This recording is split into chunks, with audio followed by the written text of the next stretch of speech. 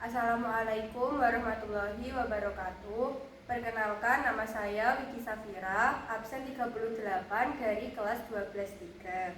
Pada kesempatan kali ini, kita akan membahas tentang akhlak terpuji dengan narasumber kita, yaitu Ibu Umi Zakiah Hilmanah.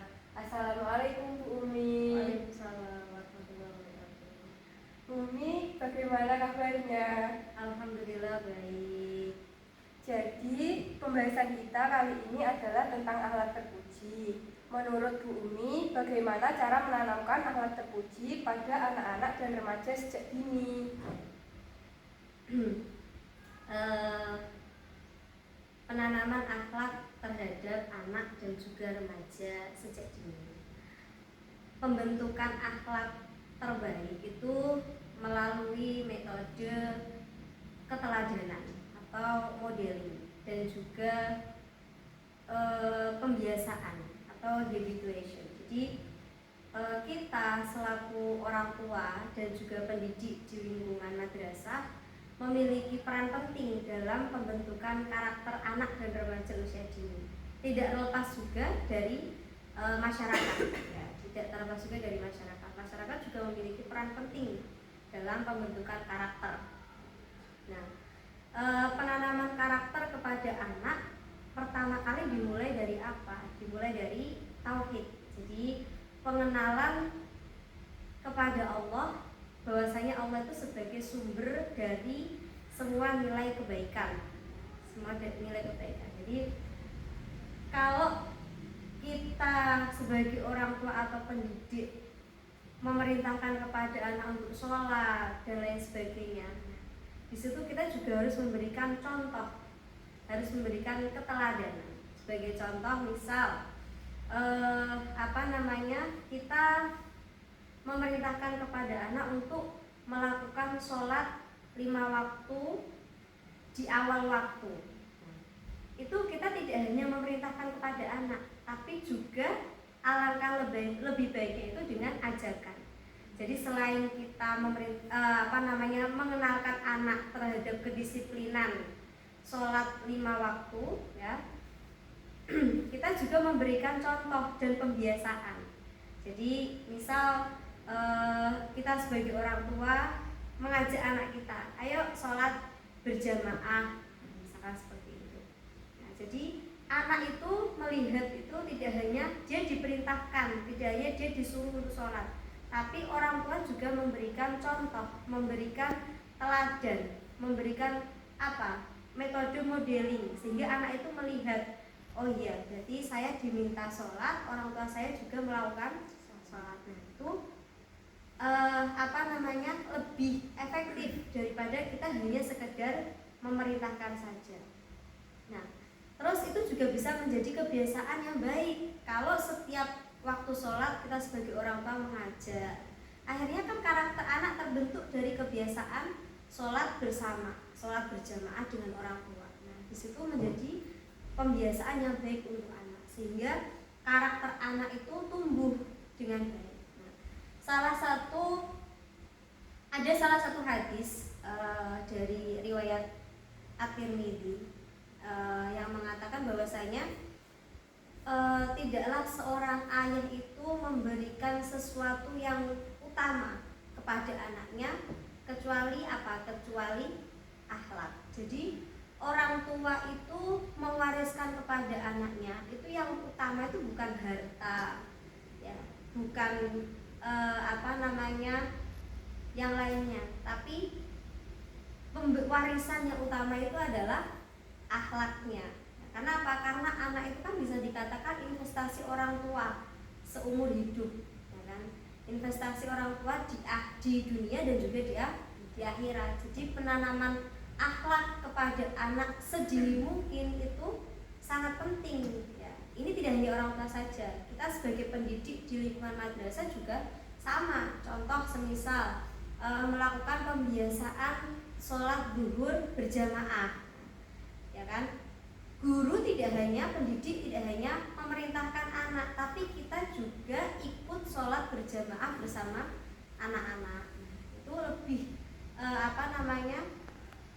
penanaman karakter yang terbaik, ya. Jadi kita memberikan keteladanan dan juga menjadikan pembiasaan.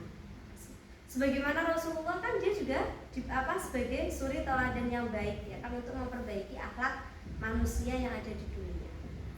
Terus juga ada ini Imam Ghazali di dalam kitab Ihya Ulumuddin, dia mengatakan bahwasanya anak itu sebagai tanah yang subur. Jadi ketika tanah yang subur itu kita tanami benih yang baik, maka akan tumbuh akhlak yang mulia, akhlak yang baik. Jadi kalau kita tanamkan akhlak yang baik, maka nanti juga akan tumbuh akhlak yang baik. Lalu bagaimana bisa seseorang memperbaiki akhlaknya jika pernah merasa berbuat kesalahan? Berbuat kesalahan. Kita ketika berbuat kesalahan dengan sesama, maka kita kewajibannya tidak hanya taubat saja, tidak hanya melakukan penyesalan saja, ya kan, taubat menyesali dengan sungguh-sungguh, ya kan, taubatan nasuha. Tidak hanya itu saja, tapi kita juga harus meminta maaf kepada sesama yang telah kita buat salah, ya kan. Nah, ini ada juga ini salah satu hadis ini. Bunyinya apa? Bertawakalah kepada Allah, iringilah keburukan dengan kebaikan, niscaya kebaikan tersebut akan menghapus keburukan tersebut, dan gaulilah orang yang memiliki akhlak yang mulia, akhlak yang baik. Jadi ketika kita berbuat salah, ya, tugas kita adalah satu, bertobat kepada Allah, taubatan nasuha, dengan penyesalan yang sungguh-sungguh. Penyesalan yang sungguh-sungguh berjanji tidak akan mengulanginya lagi. Kemudian yang kedua, kita meminta maaf terhadap sesama yang telah kita lakukan kejahatan atau keburukan. Terus yang ketiga, kita iringi keburukan yang pernah kita lakukan itu dengan kebaikan-kebaikan, sehingga kebaikan-kebaikan kita itu nanti bisa menutup keburukan yang pernah kita lakukan. Jadi ini ketika kita berbuat salah itu bukan kok kita minta maaf selesai, tidak, tapi bagaimana cara kita memperbaiki hubungan kita dengan sesama tersebut dengan melakukan perbuatan yang baik, dengan akhlak yang baik. Jadi kalau kita punya salah dengan sesama, kita tidak selesai dengan meminta maaf saja, tapi bagaimana cara kita memperbaiki hubungan kita dengan orang yang telah kita lakukan kesalahan. Lalu yang terakhir, dalam pandangan agama, apa balasan bagi orang yang berakhlak mulia terhadap sesamanya? Berakhlak mulia terhadap sesamanya. Mungkin ini yang tepat pernah dulu saya sampaikan juga di kalian. In ahsantum li anfusikum wa in asatum falaha, ya. Jika kamu itu berbuat baik, ya, sejatinya itu perbuatan baik itu akan kembali untuk diri kalian sendiri.